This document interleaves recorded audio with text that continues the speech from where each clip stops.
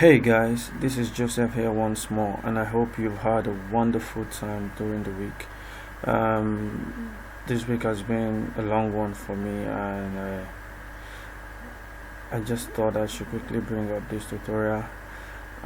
One of my one of my viewers actually asked for a tutorial on how to make a glass material and all that, and I uploaded a picture and he saw it and said if I could make a tutorial on how to make a typical glass material. So because I do not just want to make the whole tutorial, I do not want to just make the glass, I want to put you through the process and for you to know the function of each features that I'm going to be using.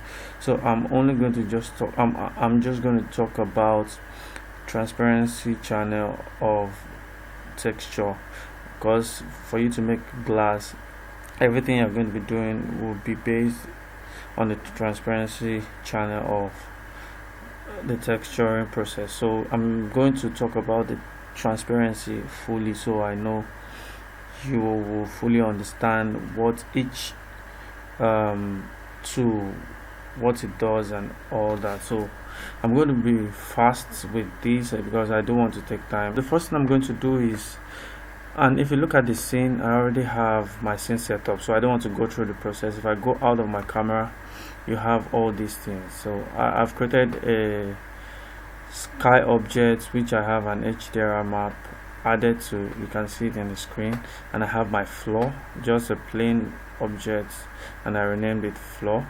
Then I have my lights. So this is basically the key lights.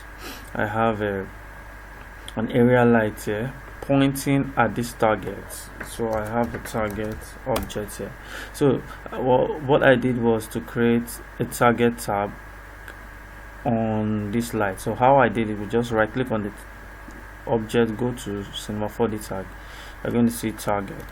So that's how I got that tag. So in the target, I dragged the null object there. So what happens is that wherever I move the null object, notice the lights, wherever I move the null object, the light will always look at that. So I don't know if you can see, just look at this object here.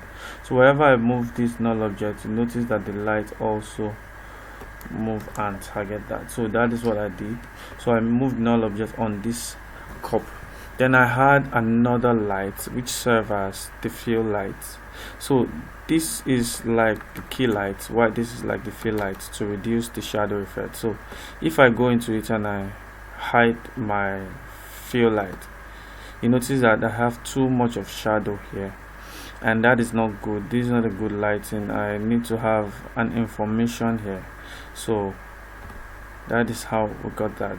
Then basically is a rule of thumb that the fill light should not be more than half the intensity of the key light. So you could go below that, but it shouldn't be more than half. So I could still make it 40, it still works, but once I start going to this doesn't really look realistic. So I think I will make it 40, and that is how I made the setup. So I'm going to go to, and I must point this out, for you to have a good render and a good texturing process, you also need to make sure that your scene is perfect, your lighting process is perfect. You do not want to have a good texture and bad lighting, you will not get a good render.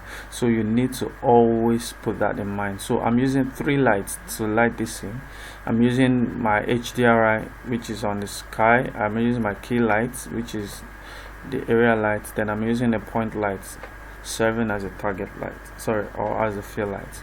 So I'll go to the render setting, then I'm going to go quickly. The first thing I'll do is make this a full HD, or I could just leave it here, but because of tutorial purpose I would want to lock the ratio and reduce this by 2, so I'm going to have a lower version. Then when I'm doing the final render, I'm taking it to the higher version. Then this is 300. I'm going to have a dot per inch. I've explained this in my previous tutorial, so you could just go over to my channel and look at the introduction to Cinema 4D and all that, so you see that. Then I will go to options. I'll go take off blurriness just to make my render fast, then take off default lights. Then I think that is all I want to do here. I don't want to change this because I want to have a very good setting. Then I will change this to the renderer to physical, then select the physical, change the load to adaptive. Then I would want to make this probably 10. Then because I don't have subsurface, I don't want any calculation for it, so I'm going to zero that out. And if I go back to the options, yeah, I'm going to be working reflection, refraction, and so I actually need all this.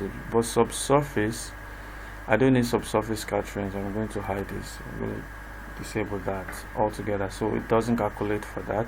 Then I don't have volumetric lighting in my scene, so I'm trying to clean up all those things that I don't really need in my render. So I'm going to right click here, add in global illumination. Then I'm going to set light mapping, then come to irradiance. I'm going to change this to low just for tutorial purpose, that when I'm done, want to do a final render, I'm going to change it to my normal presets which I have. Alright, so this is just to make things fast. Then I could change this also to low. Then I think that settles that. Then I could go on and right click here, add in ambient occlusion. Now because we are going to be rendering transparency, I need to calculate for transparency here. If I don't click on this, then when I render, any transparent objects will go black and all that, so we don't really want that. We want to calculate for transparency. So the ambient occlusion color, I'm changing this, then maybe draw this. So this is just the normal settings before I start setting up my object. So let's look at this cup. Then I have the saucer and I have the cup itself. So I'm bringing this to the plate holding the cup, which is the lid. Then the cup is what I want to add the transparency to. So I'm going to create a new material by double clicking here, add it on this, so I have that. So the first thing I'm going to do is double click, activate my color transparency channel rather. As soon as I activate that, notice that it goes invisible and fine. I would, because this is going to be a glass cup, I have some presets. So like I said, I'm going to talk about transparency as a whole, so we're going to look into it. So before then, let's set up the other channels. So for glass cup, any glass should have reflection, so I'm going to add a GGX and bring this to additive. And what else? Come to Fresnel, make it dielectric, then make sure it is glass. Always don't forget that it has to be glass. And roughness, bring up the roughness, reduce the reflection. I can bring this up a little bit. Then for the roughness, you'll be saying, why am I bringing up the roughness? Yeah, this is because I want to bring in imperfection. By now you should have known my workflow. I really work with imperfection. I don't want everything too perfect. So if I click here, right click and go to window, I'm going to have a preview of what I have here, and I can double click here and increase this value to bring up the contrast a little bit. So I have the roughness defined, so this is up here, so you can already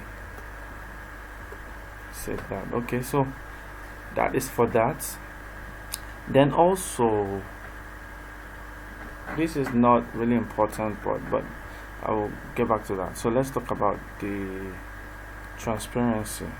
Now the first thing is the color. Now color is the color of the transparency level. So if I'm to come here and choose a particular color, that will be the transparent color that I'm going to see on the object. So let me even take off this color channel so you see the effects really. So if I'm choosing any color here, that will be the transparent color that I'm going to see. So if I'm to do a quick render here, a region render here, just somewhere here, you're going to see that you get to have that red color. Okay, so let me try and reduce my render settings so we can have a fast render. So let's bring this to 60. We don't really need a sharp rendering now. So this is very low, pretty low, and this is also pretty low. So if I do a render region, you are going to notice that okay, you have the reddish color on this object being transparent. Don't forget, we've not done anything here. We're just going from this top down. Then we are going to now go to the settings and have whatever we want. So I hope let's just hold on while this comes up. Alright, so you can see what we get here. You see that the color that I have set is what I'm getting as a transparent color, and that is just what that does. And by the time we get to the absorption color, you are going to understand the difference between this and this. So this is the actual color of the glass, of the transparent glass.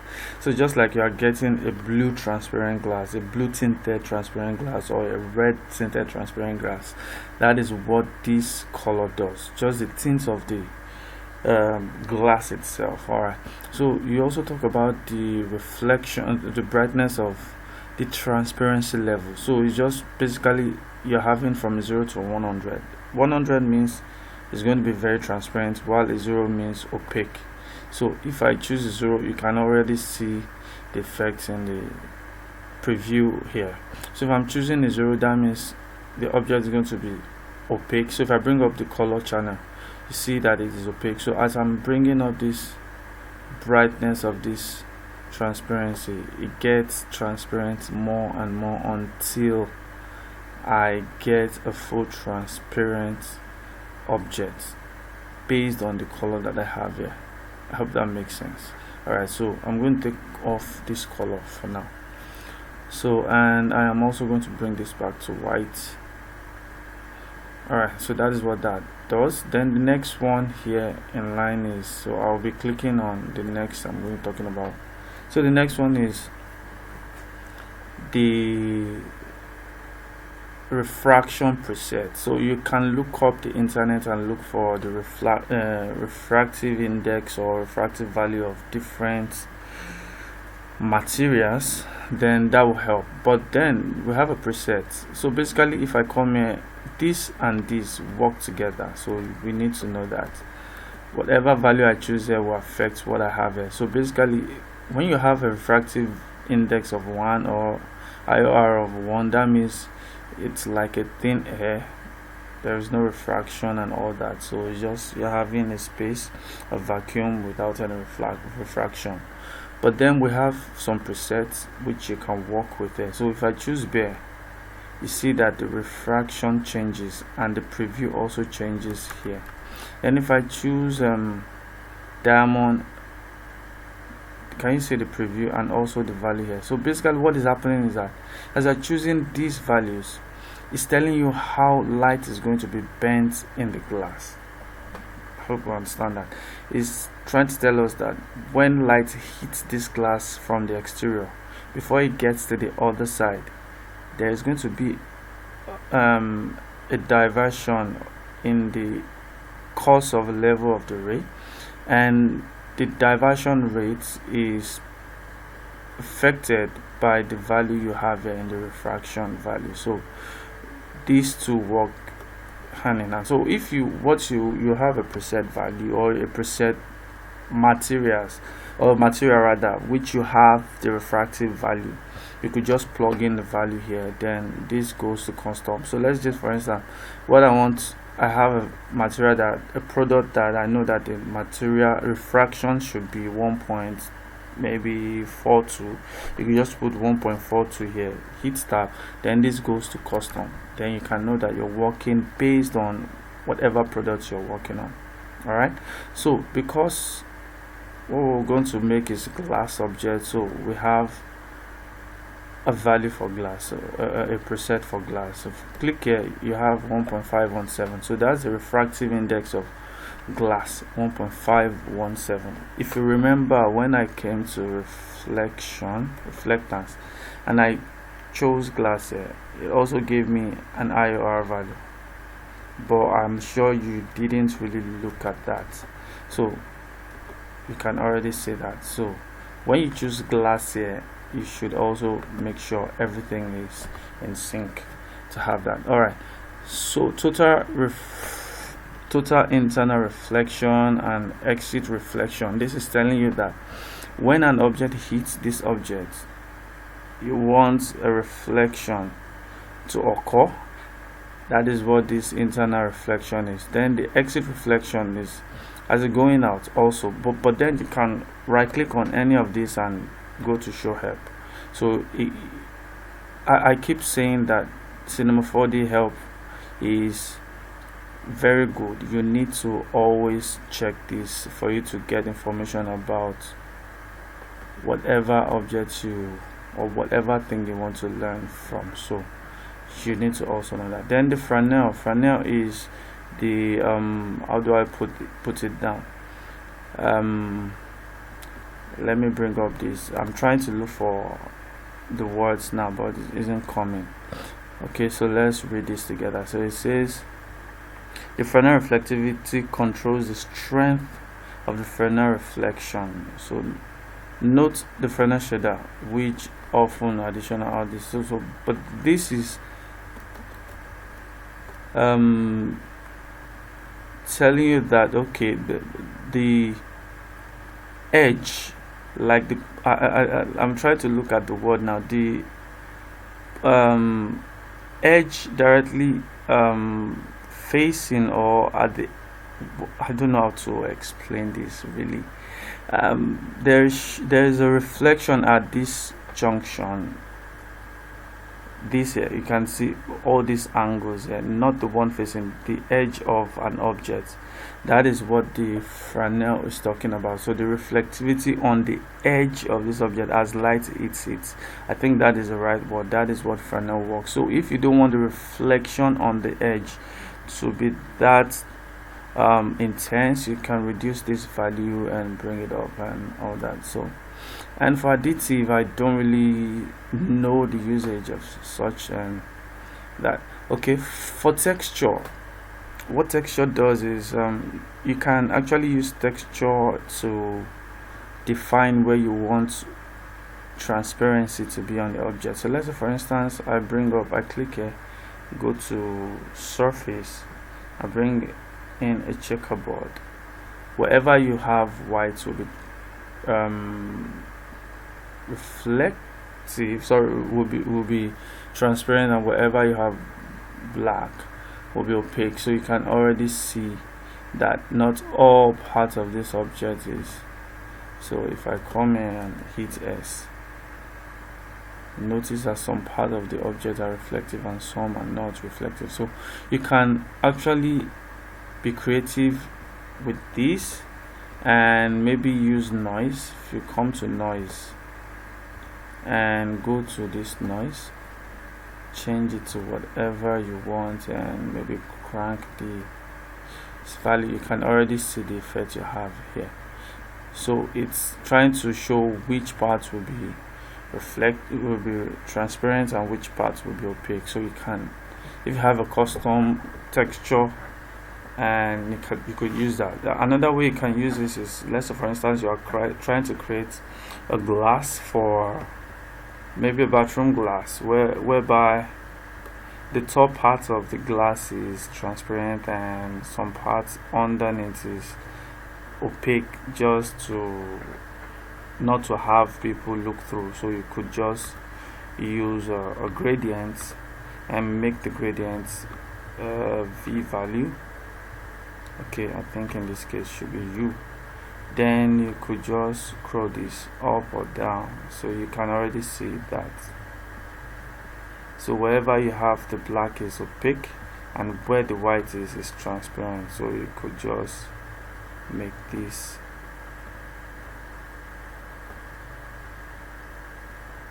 so you have that. So if I want to have another one maybe somewhere here, you could just do that here, and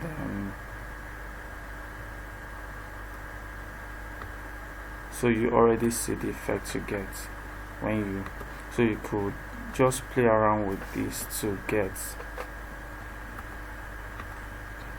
this channel and keep it up going and all that. So I'm going to clear this out.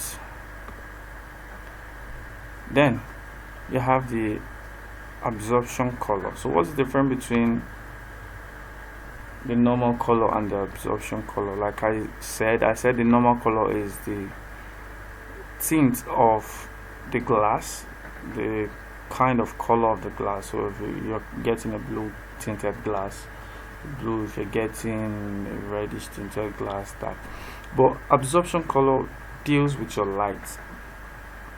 When light hits an object, I don't know if you've experienced that, when light hits your object and you tend to have a kind of, though the glass is not that color, but you have a kind of color saturation at some points in the glass, maybe some thick parts of the glass, of the handle or of any part of the glass, wherever you have. So that is what this absorption color does. So if I'm to do a render right now, everything is going to using this color, which is the white color for this glass.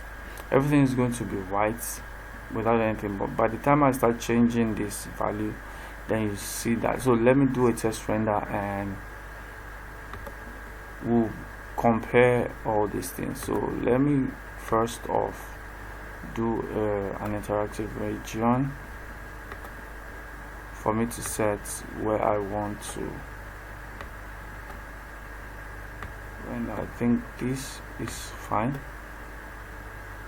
Then I will come here, go to my output, go to region, render region. Then I'm going to copy this interactive region here, then it gives me the coordinates, then I can take it off. So anytime I hit render now, it only renders that part that I have on. So okay, so I'm working with this, so I can just hit render. So once I hit render, I'm going to, you can already see it's going to bring that part. So I'm going to pause this and come back. Alright, so you can see what we have. So if I'm to zoom in here, you see the normal, this everything is white, so it's just like a clear glass. So I want you to see that. So by the time I come in and start to change the color, so I want to have, let's say for instance, an absorption of green color in the glass. So I can just click on this color, look for a green color that I would like, just tinted green, then I have that. But then working with this, you also need to put in mind your absorption distance. So what is the absorption distance in relation to the absorption color? Now the thing with absorption distance is that if you have let me explain. I think I can explain better with this. If you have an object and you cast a ray of light to the object here, so this is a ray of light, for instance, don't mind my sketch, and because this is a glass and because of the refractive value, then it's going to deflect the glass, the ray of the glass, so it doesn't go then maybe this now comes down. But this is not the whole essence of this whole thing. The whole essence is the absorption distance. So now let's assume this glass is 5 millimeter thick.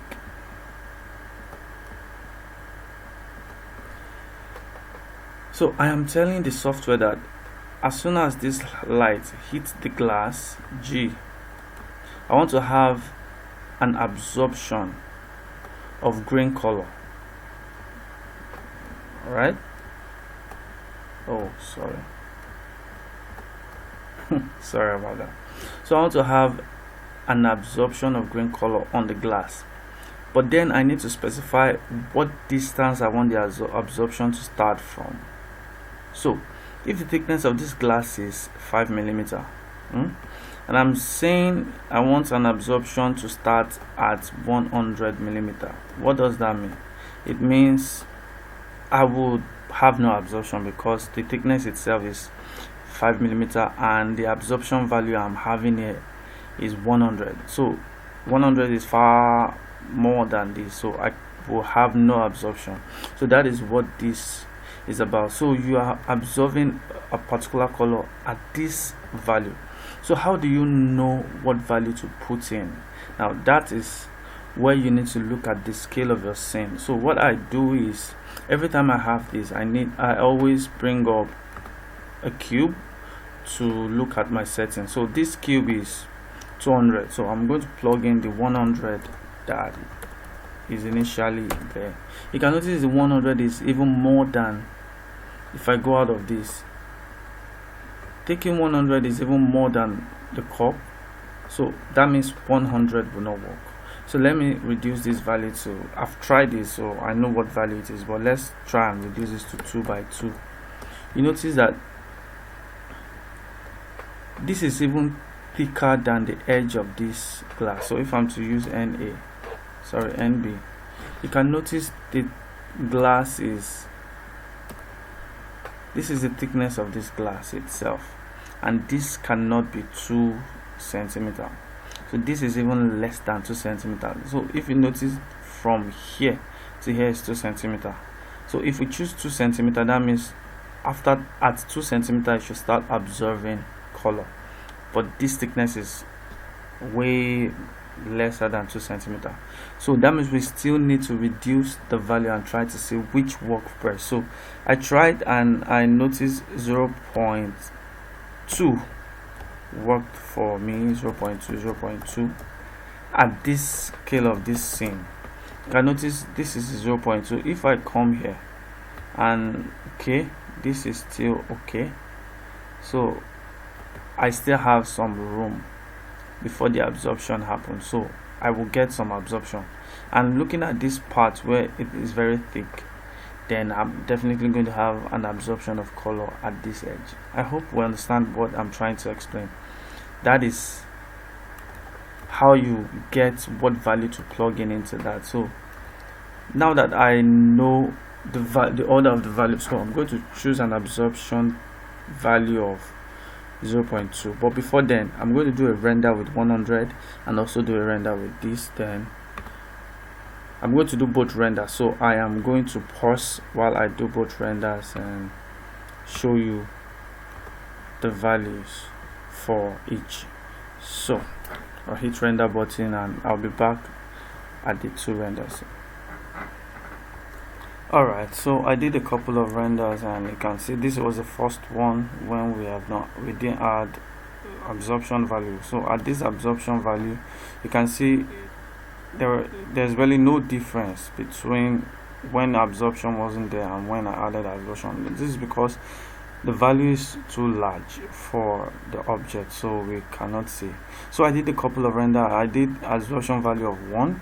You can see the grain tint very pronounced, and this is not so realistic, but just to show you, just for illustration purpose, you can see that as the light hits, the green color begin to get saturated even more from this as it goes into, then it gets to a point whereby it gets very thick and you don't see anything, just look very black, but the greenish color is too dark. So going to a value of 0.2, you notice that the greenish color gets reduced because the absorption rate is getting high. But I now did a third one. Now this value is for absorption of 0.4. That's the last one I did, and I think this looks better. You can also look at your own settings. Anything that works best for you, you can use that. And that, so that is for the absorption value. Then I think I might want to go back. So if I come here, then the blurriness shows how clear the glass is going to be. So if I make this blurriness, let me so pronounce 20, you're going to notice that this glass becomes hazy and not too clear, so you don't see through it so much. So depends on whatever you want.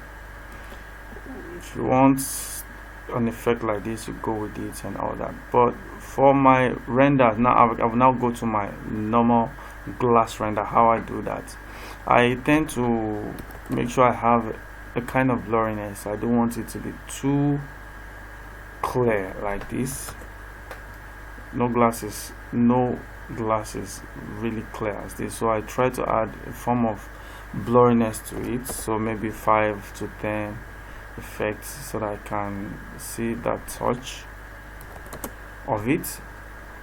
And what I also do is come to reflectance. I think I have done that. I have roughness I have mapped my roughness. Then I go to bump. I also add a little bit of roughness and scratches to it, just to break the perfection in that. So let's say I want to have this here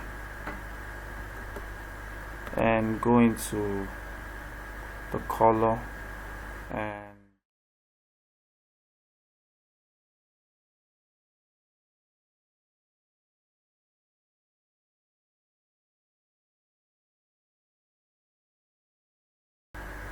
alright, so I have that. Then I would want to push this back.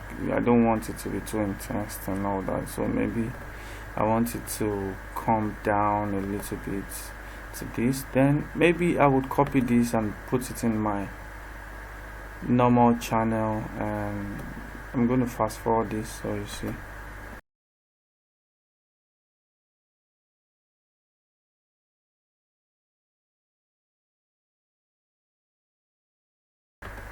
Alright, so you can notice that putting this value here slows down my viewport and all that. So I could just go to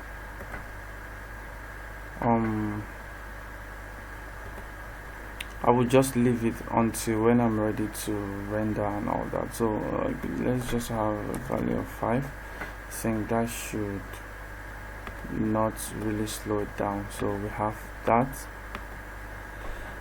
And maybe I want to add a form of color to it, or not. So what I will do is, this is something not tried, so let's just add in a bit of color to it. So we have greenish tint, so I want to have a yellowish we have greenish absorption color rather, so I want to have a kind of yellowish tint to this glass. So maybe I want the tint to be this. Maybe not. Okay, I think I'm having a good. So I have the blue at the top here. Let's try and see this.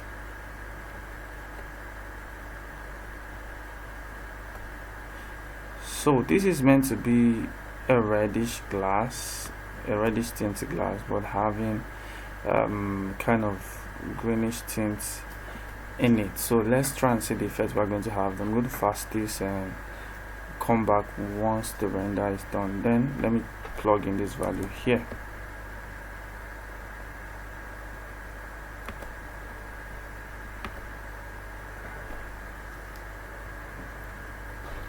So you can see, and I made some adjustments here. The first render I got was this, and I felt the tint was too much, so I reduced the level of the reddish tint, and I have this. I think this is better, but I can still have more of this tint here for my final render, and I think that is pretty much it for this. So I want to do a final render with these settings that I have, then we will just go out of this. So let me take this back to 0. Then once I'm done with the whole process, then I'll come back to this output. I don't want to do a region render anymore. I'm multiplying this by 2, or let me do a full HD. Let me just come here and go to full HD. Sorry, that's not the full HD. This is a full HD. So this is 300, and it's going to be a PNG 16 bits.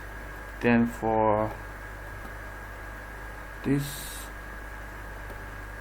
I think I'm going to take this back to 10, make the blurriness more. For I think 3 is better, ambient should be 1, and come to advanced, make the ray trace physical, then come to global illumination, take this to sample count, then I want this to be 512 times 4 to be 2k objects. I'm using sample count instead of, then I'll take this back. Maybe I would leave this. Then for lighting, I'll click on build radio city map, and that is pretty much my workflow, and evaluate is on, and I think that is it for this. So I will go back to my before then, let me bring this out because I'm going to be having large. So I will come back to this blurriness, add up the 5, close, then render. Then I'll be back once I'm done with this render for us to see what we have. Alright guys, so I'm back, and you can already see this is taking over 1 hour 45 minutes, and I had to leave it and come back to get back here. So this is the results I'm getting, and I think I'm liking this. We added the reddish material for the tint, and you can already see it, and we said the absorption color should be green. So you come into this part and notice as it goes in, you have the greenish color as a tint where you have a thick glass, and that is the effect of working with absorption. So if I'm to get very close now, because I added some grunge text and damages to the bump channel and the normal, you can already see the scratches on this glass, and you see that as I get close, see the scratches somewhere here and also some parts here, and I think this looks a little realistic, and I think I like this. I like what I am getting here. You can see the cut somewhere here. This looks fine. It looks unlike, it looks more than just a CG result, and I'm happy with it. So if you have learned something, I would like you to please comment, give a comment in the description below. If you think you have a better way of doing this, please also make comments and tell me, so I can also learn from you guys. And I thought this is fine. To my own opinion, this is a good result, considering the fact that this is making use of the physical render and no third party renderer and all that. So I feel this is fine, and I hope you've managed to understand the transparency channel now, and I would love to see what we can make out of this. Just do some things and put it in the description, and I will be glad to see and talk about what you can create. And like I always do, if you haven't subscribed to this channel, please do hit the subscribe button and the bell so that you can get the notification every time I drop a tutorial. And I think that is it for this tutorial. It's already taking long, so do have a wonderful day, and God bless you. Bye.